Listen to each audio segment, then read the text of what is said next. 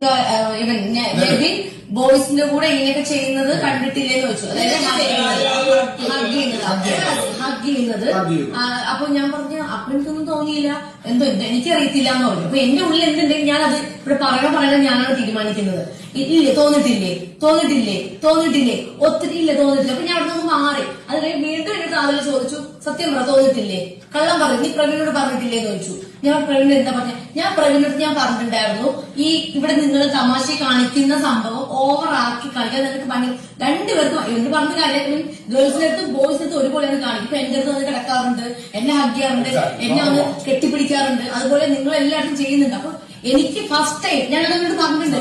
First time വന്നപ്പോൾ ഞാൻ first വിചാരിച്ചു എന്താ ഇങ്ങനെയൊക്കെ കാണിക്കുന്നേ, ഞാൻ ചിന്തിച്ചിട്ടുണ്ട്. ഞാൻ അതെല്ലാവരും വ്യക്തിവരും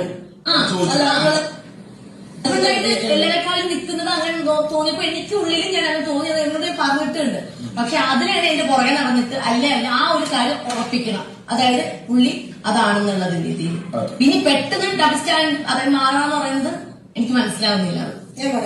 ജഡ്ജ്മെന്റലാണ്. പക്ഷെ അനുമോളിന്റെ അടുത്ത് ചോദിച്ചതുപോലെ തന്നെ എന്റെ അടുത്തും ചോദിച്ചു. എനിക്ക് തോന്നുന്നു ബാക്കിയുള്ളവരുടെ അടുത്തും ചോദിച്ചിട്ടുണ്ടാവാം എന്താണ് നിങ്ങൾക്ക് ഇത് ഫീൽ ചെയ്തിട്ടുണ്ടോ എന്ന്.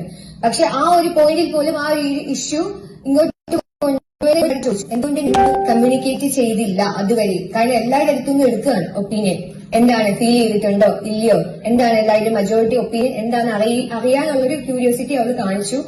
അപ്പം അതൊരു ഇഷ്യൂ ഇഷ്യൂവിന് ശേഷം ഏതാ മല്ലിയിലെ ഇഷ്യൂവിന് ശേഷമാണ്. അതായത് കുറച്ച് ഹൈപ്പർ, ഹൈപ്പർ അല്ലേ